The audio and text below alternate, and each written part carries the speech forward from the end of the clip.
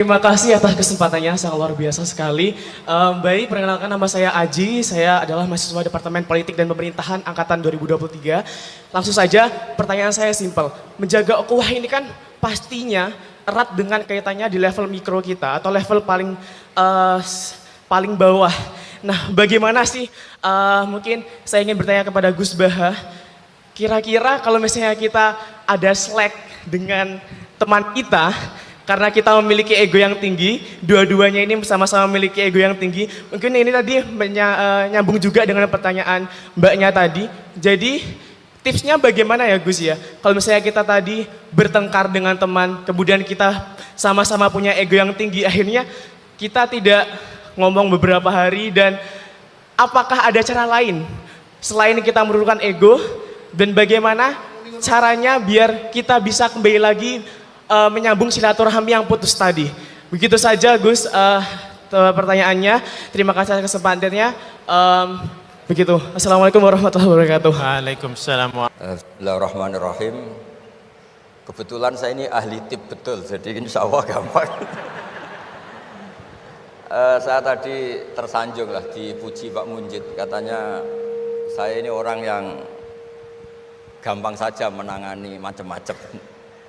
Memang faktanya gampang, dunia ini tidak ada yang susah. Yang susah itu tadi kata Abi Quraisy, hati kamu dikelola nggak apa-apa, gampang. Saya beri contoh begini, ada seorang kiai Abi Quraisy itu khusyuk betul, nggak mau berkawan sama perempuan cantik, katanya takut biologisnya kumat, takut sahabatnya kumat. Kalau berteman orang jelek kan nggak apa-apa, Gus, nggak minat, apalagi orangnya merongos, kukulan banyak katanya. Terus tak ingetin, syahwat yang nggak pada tempatnya itu dosa, tapi ngenyek orang juga dosa, kata saya. Artinya dia menghindari perempuan cantik tapi dosa menghina. Itu juga ada orang yang nggak mau berteman orang kaya, takutnya tamak gini-gini, senengnya sama orang miskin, ternyata apa? Diperbudak, disuruh mijetin, disuruh-suruh. Dosanya yang berbudak itu. Jadi intinya dalam semua lini kehidupan tuh ada problem fikih. Makanya kita harus pinter-pinter berteman orang kaya, semoga kayanya untuk kebaikan. Berteman orang miskin supaya kita tawadu. Melihat alumni UGM yang sukses kita bangga. Yang bikin masalah kita istighfar, gitu aja, gampang kan urusannya. Artinya kiai juga sama. Kiai itu punya alumni yang jadi kiai, alhamdulillah. Yang enggak jadi kiai problem, ya kita istighfar semua di semua kehidupan kita. Nah, kata bapak, ini bapak saya, kalau pagi-pagi Abi Quraisy itu ada orang nyun sewu, orang miskin, sholatnya pas-pasan, pakai celana pendek, pagi-pagi rokok di warung. Bapak itu mesti bilang gini, hak, aku sing kiai ra mesti sebahagia itu. Sudah marung, nggak punya uang, ngutang, itu nyingkrang bahagianya, Masya Allah. Itu kata bapak, itu rahmatnya Allah. Orang nggak punya karya, nggak punya prestasi sebahagia itu, jangan diganggu kan. Selama ini kita sebagai akademisi, sebagai dosen juga ikut salah. Melahirkan satu faham, bahagia itu kalau jadi dosen, bahagia itu kalau jadi rektor, jadi menteri. Sehingga orang itu tidak kok berbahagia dengan kesehariannya.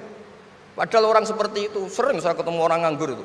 Wah enak Gus jadi wong nganggur, lah jadi menteri dikongkon presiden, jadi pejabat esok kudu ngantor, jadi wong biasa enak, wae turu-turu, wae ngopi-ngopi gitu. Intinya bahagia seperti ini tidak usah dibatalkan, biar aja tetap bahagia seperti itu. Karena kalau kamu jadi dosen, nyanyi Anda di UGM juga kamu nggak mau. Jadi itu penting, ngelola kebahagiaan itu penting. Jadi ini Mbak Aida, Mbak Aji, semuanya harus dilatih lah, bahagia itu dilatih. Syukur-syukur model wali ya, terus sujud, terus sungkem di Allah. Kalau nggak model wali ya dilatih yang gampang-gampang. Saya teringat konflik itu dimulai dari tersinggung. Saya ulang lagi, konflik itu dimulai dari tersinggung. Saya punya sekian khazanah tentang ngelola tersinggung. Saya berkali-kali cerita itu. Suatu saat Imam Syafi'i didatangi orang, cium tangan, terus hormat. Setelah itu orangnya menghujat. Dilaporkan sama santrinya, itu orang yang tadi nyium engkau, di luar menghujat engkau, menghina engkau. Imam Syafi'i tertawa-tawa, baguslah saya wibawa, di depan saya agak berani. Enteng saja, dianggap enteng saja. Enggak kok, wah itu khianat, itu munafik, enggak. Alhamdulillah saya wibawa, buktinya di depan saya tidak berani.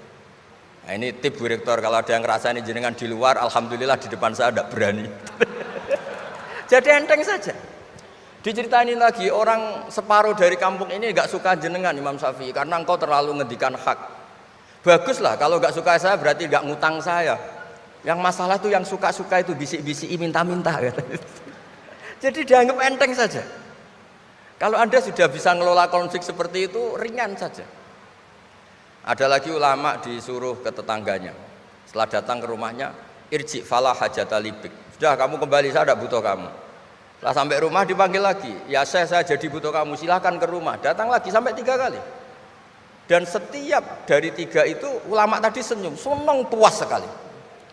Akhirnya pemuda tadi tanya, engkau saya bully, saya kerjain kok tetap senang ceria. Sampai 3 kali. Ayo datang ke rumah saya. Setelah sampai rumahnya, sudah pulang aja, saya tidak butuh kamu. Setelah di rumah dipanggil lagi, Pak Yai jadi acara di rumah saya. Setelah di rumahnya, sudah saya tidak butuh kamu, pulang. Sampai 3 kali. Dan fikul lil marroh, di fitil kal marroh, di semua itu beliau senyum, senang menikmati. Terus tanya pemuda tadi, kenapa engkau tetap senyum-senyum menikmati? Saya ini penghamba Allah sejati, senang saya sama ajarannya Allah, disuruh menghormati tetangga. Kamu tetangga saya, minta saya datang ya datang, puas kamu nyuruh saya pulang ya saya pulang. Alhamdulillah saya jadi hamba Allah yang baik, ngikuti perintah Allah, hormat tetangga, kata dia. Sama kita di Indonesia gitu. Kalau Anda tidak sefaham dengan presiden atau dengan bupati, perintah Allah itu hubungan dengan mereka baik, cocok tidak cocok harus baik, itu perintah Allah. Jangan yang cocok jika kita membebek, tidak punya prinsip, tidak punya ideologi. Saya diundang di sini, kalau nuruti nafsu saya tidak cocok. Kiai kok diatur-atur. Tapi perintah Allah disuruh menghormati kawan. Kata Rasulullah di sebuah hadis, inna min abaril birri silatar rajul ahla wuddi abih. Kebaikan tertinggi itu adalah berkawan baik sama teman bapaknya. Saya ini dekat sekali sama Profesor Zaini Tahlan, sehingga harus menghormati putrinya. Sebetulnya wajib hormat itu dosen UGM, kalau enggak dipecat kan. Tapi saya punya konstitusi sendiri. Jadi kalau hidup kamu sudah bertautan dengan Allah, semuanya indah. Maka yu'minu billahi wal yaumil akhir falyukrim jarahu. Kalau kamu iman sama Allah dan Rasul, hormati tetangga kamu. Bukan pakai hukum sosial, kalau baik saya baiki, kalau enggak. Berarti Anda terdikte oleh makhluk. Terdiktelah oleh Allah Subhanahu wa taala yang suruh supaya kita selalu baik. Nabi mencontohkan ada 3 tetangga. Satu punya 3 hak, yaitu dia muslim, dia kerabat kamu, dia tetangga kamu. Yang 2 punya 2 hak, dia muslim, dia tetangga kamu, tapi tidak keluarga kamu. Yang 1 punya 1 hak, dia tidak muslim, tidak kerabat, tapi itu tetangga kamu, yaitu non muslim, juga harus baik. Suatu saat Khalilur Rahman Ibrahim ditemani orang Majusi, umurnya 70 tahun. Cerita ini ada di Ihya, di Ar-Risalah Al-Qusyairiyah. Ya meskipun ini tidak bidang Pak Munjid, tapi referensinya saya sebut sebagai penghormatan pada UGM. Kamus keren, masa ngomong tanpa referensi. Nah, itu nanti ini pasar gelap kata beliau. Kalau ada kiai yang referensinya tidak banyak, kata beliau pasar gelap katanya. Saya minta makan kali ini saja. Kata Khalilur Rahman Ibrahim, hatta tuslima, kamu harus Islam dulu. Terus orang ini putus asa. Wallah itu sudah pulang. Setelah sekian meter, sama Nabi Ibrahim, sama Allah, Nabi Ibrahim dikasih wahyu.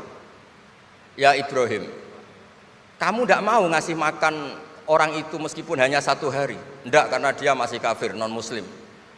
Ut'imuhu ala kufri sab'ina sanatan. Itu orang sudah umur 70 tahun, tidak pernah kelaparan. Sayang Tuhan saja ngasih makan, kamu manusia tidak mau. Terus dipanggil akhirnya, ya Majusi sini, tak kasih makan. Kenapa kamu rubah?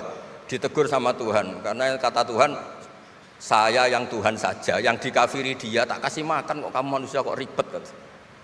Akhirnya dikasih makan. Jadi contoh-contoh muamalah kebangsaan, beda agama itu cukup, referensi kita cukup. Yang enggak cukup adalah pikiran kita yang sempit, itu masalahnya pikiran kita. Wong Islam itu kepenak, enak betul.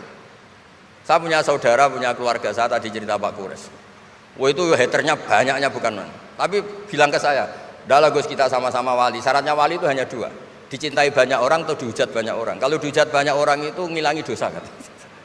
Islam itu enak, dicintai orang ya ibadah, dirasani orang ngilangi apa? Dosa. Maka kamu jadi dosa. Tenang saja. Kalau mahasiswa senang energi kebaikan, kalau tidak senang ngurangi dosa, kan enak kan? Monggo jenengan milih mana? Milih banyak pecinta apa banyak yang membenci. Tapi apapun itu terus kembali ke Pak Kures tadi.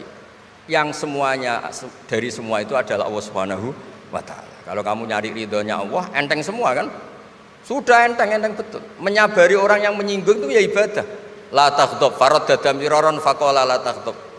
Tersinggung enggak marah itu ibadah. Wal kadhiminal ghaidh. Jadi itulah yang harus kita latih, saya itu sering ijtihad ya, bukan dengan makna yang mutlak ijtihad biasa. Saya ini termasuk kiai yang susah diundang. Saya datang ke sini bukan sebagai UGM, Bu Ova itu putra dari Profesor Zaini. Jadi jangan GR Pak Munjid kalau saya diundang UGM terus Pak Jumawa undang, biasa aja. Biasanya bukan karena meremehkan UGM, enggak. Memang ada aturannya. Kiai itu kan ya jaga hatinya. Jangan-jangan diundang UGM mari takabur. Kan ya kita mikir. Kalau nggak mau, jangan-jangan takabur. Diundang kok nggak mau kan ya mikir. Ini cerita Pak Kures. Ini kisah nyata. Saya tuh pernah diterima kasih kiai kecil. Gus matur nuwun Gus jenengan nggak datang kan? Oh iya iya. Kalau di dunia kiai itu kiai kecil kan diundang acara-acara kecil. Ya kira-kira salam tempel erong atau sewu lah kira-kira gitu. Gara-gara saya tidak datang dia lakon itu ya lakon dia yang disalami template, yang dicium. Oh itu kalau jenengan datang saya mahjub, saya itu gak kanggo gitu. Jadi dianggap uang 200.000 itu dari saya. Ternyata menghadiri acara kecil itu tidak solusi juga. Kalau kita kiai besar datang ke acara kecil, ini namanya menghentikan rezekinya yang kecil. Itu ibarat toko besar dekat kelontong kecil gitu. Tapi kalau tidak datang, sombong betul setelah kiai besar diundang yang kecil gak mau. Nah itu namanya istihad. Istihad itu satu pemikiran yang tadi yang diceritakan Mas Haji tadi. Mau tidak mau kita secara sosial itu berdebat. Sebaiknya kita ini merakyat apa enggak? Kalau merakyat dengan tema-tema rakyat, urusannya makan, mungkin kita tidak jadi negara maju. Tapi kalau terlalu tema-tema besar, jangan-jangan lupa ngasih makan. Ya sudah, itu istihad. Ini yang terakhir saya cerita perbedaan pendapat. Dulu Al Haris Al Muhasibi itu pernah punya ide. Ini temannya Imam Ahmad, temannya Imam Syafi'i. Ya Imam Ahmad saya mau ngarang buku tentang menolak faham-faham Mu'tazilah, faham-faham yang nggak benar. Menurut Anda gimana? Jawabannya lucu. Jangan katanya. Kenapa? Sebelum Anda membantah mereka, meluruskan mereka, pasti Anda cerita argumentasi mereka. Ketika cerita argumentasi mereka, jangan-jangan mereka lebih tertarik argumentasinya Mu'tazilah daripada argumentasi Anda. Berarti Anda ikut menyebarkan kebid'ahan itu. Terus oh iya. Nah ini mohon maaf ini mahasiswa UGM yang masih muda-muda ini. Misalnya rektorat bikin pengumuman. Nyun sewu ada gambar yang seronok, yang menarik. Terus ditulisi gini, jangan lihat ini bahaya misalnya. Orang lihat tulisan jangannya apa ngelihat gambarnya? Nah, tidak semua kebaikan disebarkan itu baik karena ini ada hitung-hitungannya. Saya sebagai ulama ahli sunnah misalnya, tahu madzhab Mu'tazilah, tahu madzhab yang lain-lain itu dari cerita ulama itu. Jangan-jangan ketika kita cerita bahaya NKRI misalnya, kita ini mencintai RRI justru karena baca buku bahaya NKRI dalam ambang apa. Setelah baca terus tahu ekstremis, tahu ini itu, malah benci NKRI. Padahal kita ngarangnya demi persatuan NKRI, tapi kita tahu problemnya dari nulis. Nah itu hal-hal yang memang dalam istihad, dalam pemikiran itu, makanya saya hanya cerita yang ada di kitab karena ini keahlian yang memang saya diundang di sini, jadi saya profesional saja. Jadi di bab-bab seperti itu memang kita pasti gampang berteman orang kecil katanya merakyat, ternyata memperbudak. Enak kan Anda misalnya Pak Munjid berteman kampungnya di Kebumen, dosen UGM tinggal nyuruh minta mijitin. Kalau berteman rektor disuruh-suruh kan. Nah ternyata tidak merakyat. Senang berteman orang bisa disuruh, gak siap berteman atasnya. Lah gak mau berteman atasnya katanya merakyat, ternyata karena hasud, karena gak jelas semua, hidup ini gak jelas. Yang jelas hanya Allah Subhanahu wa taala. Makanya menurut ilmu tasawuf itu qulillah tsumma dzarhum fi khawdima labun, sudahlah kembali ke Allah. Berteman orang kecil ya karena perintah Allah. Kalau karena perintah Allah pasti inginnya ikram, memuliakan. Berteman orang besar juga karena perintah Allah supaya ada hasud, supaya Indonesia ada chaos. Kayak tadi yang didawuhkan Pak Kures, la imamun ghasyum khairun min fitnatin tadum. Imam yang dengan arti salah itu masih lebih baik ketimbang chaos. Karena kalau chaos lebih gak kebayang. Ya apapun itu cukuplah khazanah-khazanah Islam untuk mendidik kita sebagai orang yang menjaga kebinekaan, menjaga ukhuwah. Ya, terima kasih. Oke.